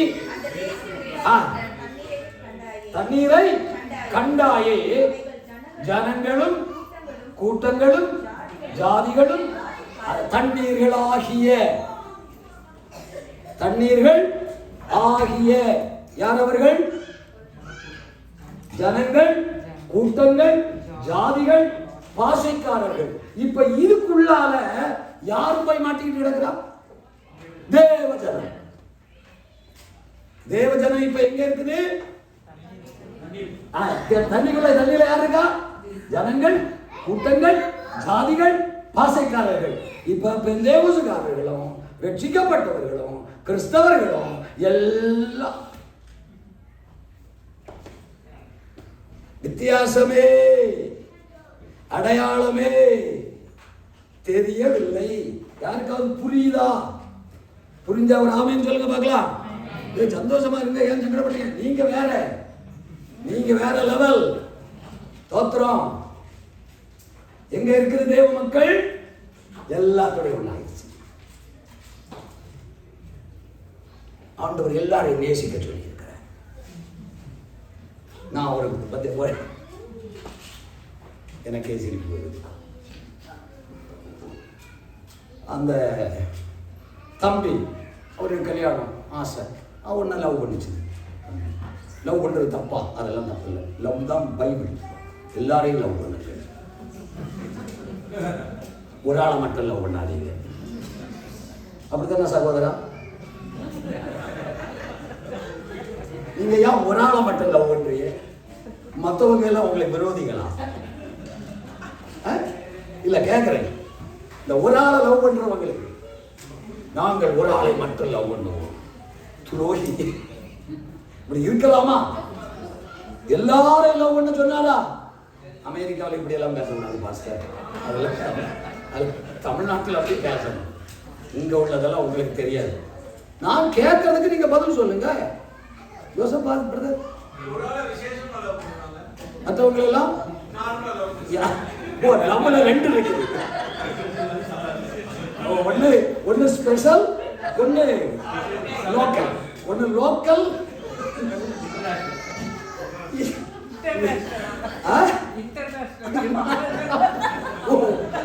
ஒன்று லோக்கல், இன்னொன்று இன்டர்நேஷனல். இது தேவையா? Love love. அந்த தம்பி சொல்லிச்சது, அப்படி பண்ணுனா நம்ம ஒரு ஆத்மாவை ஆதாயப்படுத்திடுவேன். ஒரு ஆத்மாவை சரி, மற்ற ஆத்மாக்களுக்காக ஒரு காலத்தில் ஒரு 100 பேரையாவது ஆதாயப்படுத்திடக்கூடாதா? பாஸ்டர் வாய்ப்பு இருந்தா பண்ணுவோம். அதனால நீங்க லவ் பண்ண வேண்டாம்னு சொல்லல, எல்லாரையும் லவ் பண்ணுங்க. பட்சபாதம் இல்லாம லவ் பண்ணுங்க. ஒரு ஆளை ஸ்பெஷல் ஆட்டம், ஒரு ஆள் அப்படி வன்கண்ணோடய பட்சபாதத்தோட லவ் பண்ணாதீங்க. தோத்திரம் சொல்லுங்கள். ஒரு தோத்திரம் சொல்லுங்களா? தோத்திரம் சம்பவத்துக்கு வரும். இப்ப எங்க இருக்குது தம்பி? அந்த வசனம் அங்க இருக்கட்டும், எடுத்துடாதீங்க. ரொம்ப முக்கியமானது. சமுத்திரத்தை வற்றி போக பண்ணணும். தண்ணீர்களாகிய சமுத்திரத்தை வற்றி போக பண்ணது நீதான. பூர்வ தலைமுறையில அதை பண்ணினார்கள். பூர்வ தலைமுறையில் அதை பண்ணினார்கள். தெரியுமா உங்களுக்கு? எகிப்தை விட்டு அவர்கள் வெளியே வந்து வனாந்திரத்தில் 40 ஆண்டுகள் பிரயாணம் பண்ணி கொண்டு வருகையிலே, என்னாகமம் 23ஆம் அதிகாரத்தில் பிலேயாம் பாலாக் பீலேயாமுக்கு கூலி வருத்தி கொண்டு இஸ்ரவேல் ஜனங்களை சபிக்க கொண்டு போய் நிறுத்துவான். 23ஆம் அதிகாரத்தை புரட்டி வாசித்து பாருங்கள். கன்மலை உச்சியிலிருந்து நான் அதை பார்க்கிறேன். அந்த ஜனம் வேறே ஜாதியோட கலவாமல் அது தனித்து வாசம் பண்ணுகிறது. வேறுபாடு, அது அடையாளம் தெரியணும். பார்த்த உடனே தெரியுது. பார்த்த உடனே எங்க பாருங்க, பார்த்த உடனே சரி. ஒரு உதாரணம் சொல்லி இந்த டாபிக்கை முடிச்சிருவோம். இப்போ நான் விட்டுறேன், உங்களை நேரம் முடியுது. இதுதான் ஆமாம். ஒரு உதாரணத்தை மட்டும் கேட்டு முடிக்கிறேன். ஆமாம், நீங்களே பதில் சொல்லி முடிச்சிடணும். சரி, கல்யாண வீட்டுக்கு போகிறோம். நம்ம எல்லாரும் எங்கே போகிறோம்? கல்யாண வீட்டுக்கு போகிறோம். அவங்க இயேசுவை அறியாதவங்க, ரட்சிக்கப்பட்டவங்க, அவங்களும் வந்திருக்கிறாங்க. நான் இயேசுவை அறிந்தவன், சத்தியம் அறிந்தவன், ஞானஸ்நானம் எடுத்தவன், ஆவியை பெற்றவன், அந்நிய பாஷை பேசுகிறவன், நானும் போயிருக்கேன். இவங்க 2 பேரையும் பார்த்தா எப்படி அடையாளம் தெரியும்? வித்தியாசம் சொல்லுங்க. நடக்க அங்க அங்க என்ன காலை போட்டு போயிருக்காங்க. கல்யாண வீட்டுல என்னையா நடக்க? கல்யாண வீட்டுக்கு போயிருக்கிறோம். அங்க என்ன நடக்க நமக்கு? சாப்பாடு வாங்குற இடத்துல நம்ம சண்டை போடாம போனோம். தண்ணி அடிப்பாங்க. நாங்க தண்ணி அடிக்காம இருந்தால் எங்க ஊர்ல பாதி பேர் அடிக்க மாட்டாங்க.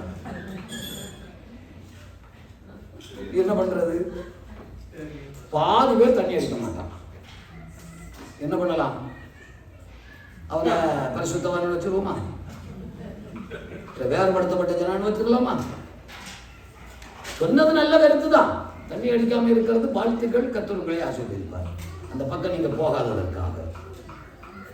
அடையாளம் 2 வித்தியாசம் தெரிய மாட்டேங்குது. இது இப்படி சுட்டுனா அது அப்படி சுட்டிக்கிட்டு இருக்குது. இது இப்படி பூசுனா அது கூட கொஞ்சம் பூசிக்கிட்டு இருக்குது. என்ன வித்தியாசம்? சிரிக்கிறதுக்காக சொல்றேன் ஜோக்கு. இருந்தாலும் சிந்திச்சு தான் பாருங்களேன். பீலேயாம் என்ன சொல்லுகிறான்? உச்சியில இருந்து பார்க்கிறேன், எனக்கு தெரியுது அது செப்பரேட்டா நிற்குது, மற்றதோட கலக்க மாட்டேங்குது. ரட்சிக்கப்பட்ட பிள்ளைகள், வேதம் சுமக்கும் பிள்ளைகள், அபிஷேகம் பெற்ற பிள்ளைகள் எந்த கூட்டத்தில்னாலும் தனியா தெரியணும். எந்த கூட்டத்தில்னாலும் தனியா தெரியணும். அப்போ நம்முடைய அதுக்குதான் வேணுமா? இவரை போய் கொண்டு வந்து நிறுத்திட்டமே சாமி. இதையும் கேட்டுதான் பாருங்களேன். நான் ஒரு காலத்துல சினிமா பார்ப்பேன். இந்த வீரபாண்டியன் கட்டபொம்மன் சினிமா. அந்த காலத்துல அந்த துறை கேட்பான், வீரபாண்டிய கட்டபொம்மன் கிட்ட, எல்லோரும் எங்களுக்கு அடங்குகிறார்கள், நீ மட்டுமே அடங்க மாட்டேன் என்கிறாய். அப்ப இவர் சொல்லுவார், எல்லோரும் அடங்குகிறார்கள் அல்லவா, நான் ஒருவன் அடங்காதவன் உனக்கு என்ன? அது மாதிரி இது அடங்காதது ஒண்ணு வருது குறுக்கே. அடையாளம் தெரியணும். எங்கன்னு பார்த்தாலும் தெரியணும் நான் ரட்சிக்கப்பட்ட ஒரு தேவனுடைய பிள்ளை. எந்த கூட்டத்தில் இருந்தாலும் தெரியணும். அப்ப அங்க என்னுடைய அலங்காரம், என்னுடைய நடை, என்னுடைய உடை, என்னுடைய பேச்சு, என்னுடைய செய்கை எல்லாமே செப்பரேட். எல்லாமே செப்பரேட். இதெல்லாம் முக்கியம் இல்லை அப்படின்னு சொன்னீங்கன்னா நம்ம கிறிஸ்தவர்களாய் வாழலாம். இங்க சொல்லுகிற வசனத்தோடு இணைந்த வாழ்க்கை நமக்கு வராது. எல்லாமே அவனுடைய பிள்ளைகள் என்கிற நாமத்தோடு வாழலாம், ஆராதனையோடு வாழலாம். கவனியுங்கள், பூர்வ தலைமுறையில் எழும்பினது போல் எழும்பணும். வல்லமை தனித்தொழுமணி. எதுக்காக வல்லமை? சமுத்திரத்தின் தண்ணீர்களாகிய அந்த ஆழங்களை வற்றி போக பண்ணணும். அங்க மிருகம் இருக்குது, தேவ ஜனமும் அதுக்குள்ள இருக்குது. எது ஜனம் கண்மலை, எது தண்ணீர் புரிந்து கொண்டோம். ஒரு வார்த்தை கூட வாசித்துட்டு நாமே தெரியுது, முடிஞ்சிச்சு. ஏசாயா தீர்க்கதரிசன புத்தகம் 27ஆம் அதிகாரம் 1ஆம் வசனம். ஏசாயா 27:1. சங்கீதத்திலே ஒரு வசனம் உண்டு, அதை வேண்டாம். அக்காலத்திலே லிவியாதான் என்னும் நீண்ட பாம்பையும் கோணலான சர்ப்பத்தை கடிதும் தண்டிப்பார். சமுத்திரத்தில் இருக்கிற வலு சர்ப்பத்தை, சமுத்திரத்தில் என்ன இருக்கு? அதை கொல்லணுமா வேண்டாமா? யார் கொல்றது? அது ஏசுனா, அது அவர் வேலை. சமுத்திரத்தில் யார் இருக்கா? மிருகம் இருக்குது, அது அந்தி கிறிஸ்து. சமுத்திரத்தில் யார் இருக்கா? வலு சர்ப்பம். சமுத்திரத்தில் யார் இருக்கா? தேவ ஜனங்கள். இப்ப சமுத்திரத்தை வற்றிப்பாக பண்ண வேண்டியது யார்? சீயோன், கர்த்தரின் புயம்.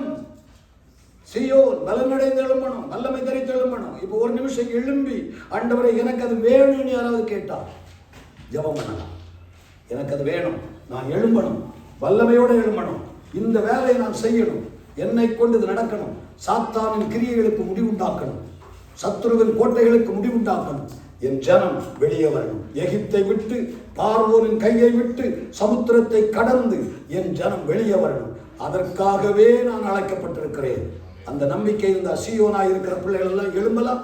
ஒரு 2 நிமிஷம் நீங்களே ஜெபம் பண்றீங்க. எல்லாரும் ஜெபம் பண்ணணும், எல்லாரும் ஜெபம் பண்ணணும். வாயை திறந்து சத்தமா ஜெபம் பண்ணணும். இருதயத்துல வீட்டுல போய் ஜெபிக்கலாம். இப்போ நீங்க ஜெபம் பண்ணுகிறீர்கள். ஆண்டவரே, இந்த தியானத்துல எங்களுக்கு தந்த வார்த்தை, சீயோனே நீ எழும்பு, தூசியை உதறிவிட்டு எழும்பு, வல்லமையை தரிக்க எழும்பு, ஆதியிலே பூர்வ தலைமுறையில் எழும்புகிறது போல எழும்பு. ஏனப்பா நான் அப்படி எழும்பணும், நான் அப்படி எழும்பணும், எழும்பித்தான் ஆகணுமா? அதற்கு பதில் சொல்லுகிறார், இப்படி ஒரு பெரிய வேலை இருக்குது, அதை நீதான் செய்யணும். எத்தனை பேர் மனதார சொல்லுங்க பார்க்கலாம், சொல்லுங்க பார்க்கலாம். வாயை திறந்து சொல்லுங்க பிரதர், சொல்லுங்க பிரதர். சகோதரி சொல்லுங்க வாயை திறந்து. அந்த கிருபை எனக்கு தார வேண்டும். நான் இப்போ பாட்டு பாடி ஒன்று ஆவியில நடப்பல. நீங்க கேளுங்க பிரதர், வாயை திறந்து ஜெபம் பண்ணுங்க. ஐயா பெரியவங்க வயசானவங்க ஜெபம் பண்ணுங்க, வார்த்தை கேளுங்க. ஆண்டவரே, இப்படி ஒரு அனுபவம் என் வாழ்க்கையில வேணும். சிலரையாவது நான் விடுதலை ஆக்கணும். இந்த ஜனத்திரளுக்குள்ளே, சமுத்திரத்தின் தண்ணீர்களாகிய இதற்குள்ளே சிக்கி கிடக்கிற உங்களுடைய ஜனத்தை நான் சிலரையாகிலும் விடுதலை ஆக்கணும். வெளியே கொண்டு வரணும். ஆண்டவரே ஐயா, பாஞ்சையோட ஒரு வார்த்தை சொல்லி ஜெபம் பண்ணுங்கப்பா. தாகத்தோட ஒரு வார்த்தை சொல்லி ஜெபம் பண்ணுங்கப்பா. Please please please. சகோதரா வாயை திறந்து ஆண்டவர் கேளு. ஆண்டவர் எதிர்பார்க்கிறார், நீங்க தான் அந்த வேலையை செய்யணுங்கிறார். சகோதரா நீ தான் அதை செய்யணுங்கிறார். சகோதரியே நீ தான் அந்த பணியை செய்யணும் என்று சொல்லுகிறார். நீ எழும்ப வேண்டும் என்கிறார். கர்த்தர் தந்திருக்கிற பெரிய கிருபை நமக்கு நம்மை மாற்றி உயர்த்தி கொண்டு நிறுத்தி இருப்பது. நம்மை குறித்து தேவனுக்கு அடுத்த திட்டம், நம்மை கொண்டு இந்த பணி நிறைவேற்றப்படணும், இந்த வேலை நடக்கணும். அந்த கிறிஸ்துவின் ஆவிகள், வஞ்சிக்கிற ஆவிகள், சாத்தானின் ஆவிகளுக்கு முடிவுண்டாக்கணும். ஸ்தோத்திரம் ஸ்தோத்திரம். தேவ ஜனத்தை வெளியே கொண்டு வருவதற்காக சமுத்திரங்கள், தண்ணீர்களாகிய சமுத்திரத்தின் ஆழத்தை பற்றி போடப்படும். 2 கரத்தை வானத்துக்கு நேராக உயர்த்தி, 2 கரத்தை வானத்துக்கு நேராக உயர்த்தி. வல்லமை தேவை தேவா, வல்லமை தாரும் தேவா, இன்றே தேவை தேவா, இப்போ தாரும் தேவா, இன்றே தேவை தேவா,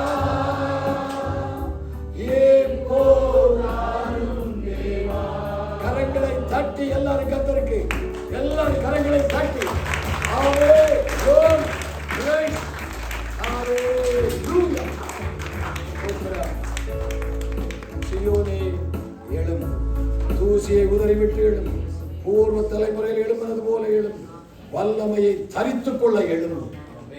உன்னை கொண்டு சமுத்திரத்தின் ஆழங்கள் வற்றி போகணும். மறைந்து கிடக்கிற அந்தி கிறிஸ்துவின் ஆவிகள், சாத்தானின் ஆவிகள் சாம்பலாக்கப்பட்டு போகணும். தேவ ஜனங்கள் விடுதலை பெற்று வெளியே வரணும்.